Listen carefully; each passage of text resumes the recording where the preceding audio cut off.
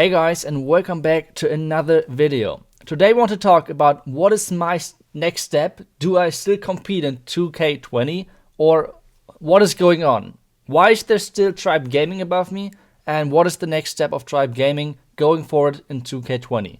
I will talk about everything in this video. In the background, I will show you guys a couple of nice attacks from my last couple of wars. The last wars I went, 8 out of 8, so 8 attacks done, 8 triples, so 24 stars. And if you guys would like to support me or my channel, make sure to use the creator code ITSU. You can find that in your settings, in more settings, and then at the bottom of your screen. Make sure to remember, every 7 days you have to refresh the code and type it in again, especially soon there are the new gold passes coming out, and this means it would be awesome if you could retype that in with the creator code ITSU. But for now, what does the video look like? I will show you guys in the background a couple of my attacks. We have 13 healer charges, we have Earthquake, Queen Charge, Lalo, we have Queen Charge, Hog Riders, Queen Charge Miners, Yeti Pekka Smash. So I use pretty much any of the strategies which are out there, and I had success with all of them. And I will try to talk about a little bit more what are the stronger versions and why are so many attacks right now working. But first off, the reason why all of you guys came here. What is the next step for me in 2K20 and what is the next step of Tribe Gaming? Because those two steps are working basically together. Because after Eve Maxi and Vale left the team because they retired of Clash of Clans, for all of the pro players, it takes a lot of time investment, staying on the level, building bases for every single competition, testing those bases, so it takes a long time. And this time was just not possible for them to put that out anymore. So this was the reason why they decided to retire. Boom, and so Iron switched over to Geoff. So it was only Evecheck and me still being a tribe member at that part. And this means we were thinking about, okay, what is our next step? Should we retire as well? Should we do anything else? What is the next step? And we tried to rebuild a Tribe Gaming team with Tribe Gaming together, obviously. And we thought about, okay, what are really strong players out there, what are really strong players out there, and what are our next options? And well, I mean, first off, we have to get back to the Town Hall 12 Cup, because who kicked us out over there? Well, it was WHF. So this is going to be our next step. We will join up with WHF. A couple of the old tribe guys will come with us, and we will form a new team. This new 5-man team would for now look like Lexnos, Hex, both of WHF, and Evecheck and me, both of the old Tribe Gaming team. And we will form a new team. Obviously, the last guy still has to be announced and will be announced in the next couple of weeks, I guess, before the next Town Hall 13 Cup is coming up, because on the 25th of January is going to be the Town Hall 13 ESL Cup with $65,000 prize pool. And this is a crazy amount of money. And obviously, we will try to send a team over there and try to win it all, obviously, even though it didn't work out for us in the Town 12 Cup. But, I mean, we can try it again. And like I said, the new roster is going to be Lexnos, the current leader, and the leader of WHF, and Hex, who is a really beast in attacking, who will join us as well, and obviously Evecheck and me. So, this is going to be the new team. We're super excited to announce that, obviously, and super excited to hop over there. And if you guys are wondering, yes, the WHF clan is going to be renamed to Tribe Gaming. If you guys say now, okay, once again, the Tribe Gaming guys, or the competitive guys, however you want to put it, are getting once again extra wishes done by Supercell. No, that's not the case. If you guys are actually getting sponsored by any of pro organizations or pro teams out there, I don't know, GSM, Fnatic, SK Gaming, whatever team who is out there who is willing to sponsor you, or even Tribe Gaming or Team Kessa or whoever, well, then you can just contact Supercell, ask for a rename of your clan, and they normally do that because they want to support the esports scene in Clash of Clans, obviously. This is a really small and an easy way for them to support that, and this is the reason why the WHF clan is going to be renamed in Tribe Gaming. This means we will switch over there today, and if you guys have any questions to that topic, actually, well, make sure to first let me know what you guys think in the comments and ask me about anything. I will try to answer as many comments as possible, but as you guys know, I won't be able to answer every single question. If you guys have more questions, I will stream today once again like from 8 p.m. CET in German, but whenever there are English questions in the chat, I normally tend to answer those as well. I try to answer as many questions as possible today in the stream. If you guys have any of them, let me know. And I'm super excited for the future. I'm super hyped for Channel 13. I'm super hyped for the competition with Channel 13. It's going to be exciting. It's going to be nice to have something fresh, something new in the new year. And yeah, looking forward to compete with the guys. Lexnos, Hex, super good players. And obviously Evechek, the Beast, the Eve Chuck. Well, I call it always him that way from Chuck Norris because he's getting it done anyway. And yeah, so like I said, if you guys have any questions, let me know. But otherwise, I will switch over to the replays because I want to talk a bit about them as well. You guys saw already the 13 healer charge, which I did against Hello for Now. Now I show a couple of more attacks against Hello for Now. This one, the current one, was the Queen charge Lalo with Earthquakes, which was nice, and it's a big overkill. So guys, if you say right now, Queen charge Lalo is dead, or Lalo is dead in general, you're wrong. You're damn wrong. And you know that when I'm saying that. So Queen charge Lalo or Lalo in general is still possible. It's not as easy to do the attack as before because you have to watch out for many more things, but still it's really strong.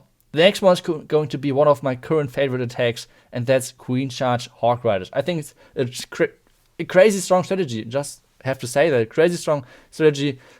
It's a lot of fun. And the synergy in between of the Royal Champion and the Hawk Riders is it's crazy. So this was the base. We did kind of like a similar Queen Walk like we did in our one of the last couple of videos where I did the Queen Charge Dragon. And we have once again the same idea. We're using the Queen Charge in front of the Town Hall without taking the Town Hall down. This means we are working around the Town Hall, which means we can put our troops directly on top of the Town Hall. Even though we're not going for the percentage, which means we somehow need to activate the Town Hall, that's pretty easy because we cleared all of the buildings around the Town Hall. This means we can easily drop a miner on the Town Hall, who's activating it, and then just get the rest of the Hawk Riders into the Town Hall. Easy clear. Then we can use the Warden ability to not only block the explosion of the Giga Bomb, but we can as well block the explosion of the Bomb Tower. So it's like a nice additional thing for us. During that, we have our Queen going into the core with a jump spell.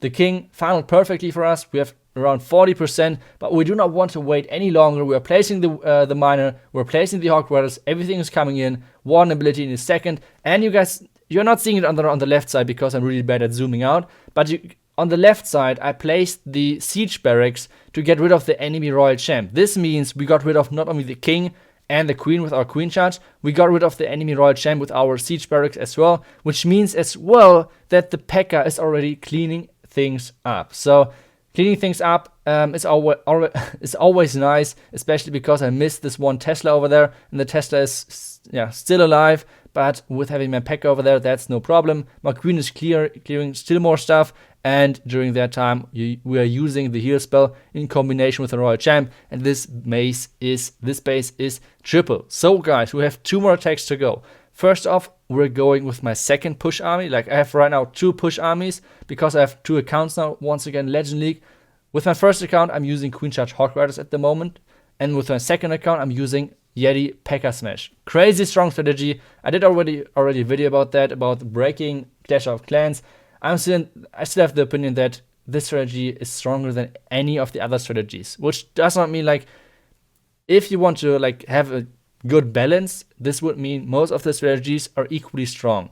Obviously, you always have to look out for what does the base look like. You cannot throw any army on any base, or that should be the case. But that's not true with this army. This army is working basically on any base. So let's talk about how it works. First off, you have to funnel one side. That's super easy with the Warden because this means a Warden walk is always like 99% of the time better than a Queen walk because you have to funnel a Queen walk. You have to somehow make sure that the Queen is walking into the right direction.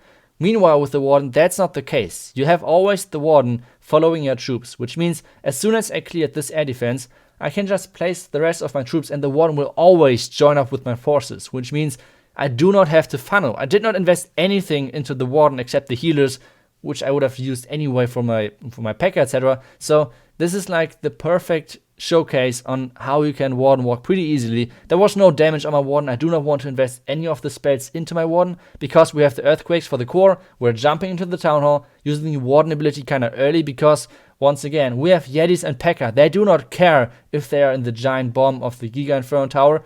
It doesn't matter for them. If you have boulders, you have to be careful. But without having boulders, this is a pretty easy way on how to triple those bases. Heal spell in the core because I do not want to wait for Hog Riders to come out and use the heal spell over there. And this means you guys see how many Pekka and Yetis are still alive.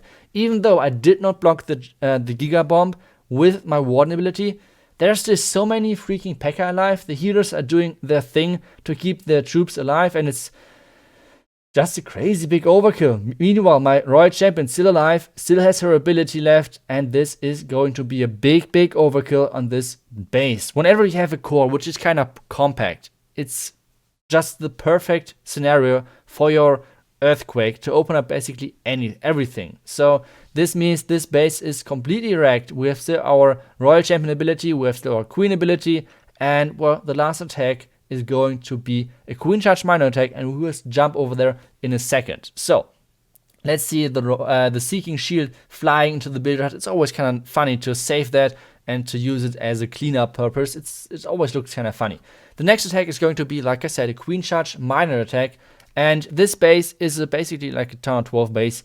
And it got tweaked a little bit, so it's getting used as Town 13 base, but you can still use the same strategies on the base. So first what I do is a Queen Charge starting around the Single Inferno Tower. The Single Inferno Tower was actually a bit annoying because, well, my Queen didn't step out of the range, which means we had to use her Queen ability to save her because we did not have any of the free spells. So this was already the first thing which was a bit annoying because we used the Queen ability. This meant all of the troops from the CC were splitting up.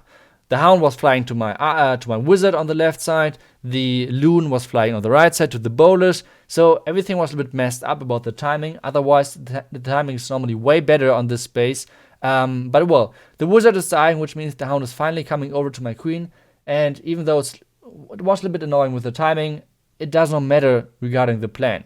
So the next step after clearing the Lava Hound means we can use our King to get the funnel done and then basically get all of the miners into the base. We have so many spells to support the miners. We needed only one rage so far to keep our Queen alive. We will obviously need another rage to keep our Queen alive through the Scatter Shot and the Town Hall. But after that, no rages are needed, which means we can use the rage in the core as well, so that's super helpful. The next thing is that I'm saving the Slammer to get all of my miners back on track with getting rid of the 6 o'clock Inferno Tower, using the rage in the core, Warden ability in the core, and this means the core is getting basically wrecked, like immediately taken out by all of the miners, so much damage in there, and this means this base is completely wrecked because we still have the heal spell, we still have the Royal Champion ability, and yeah, that's how we can wreck this base easily.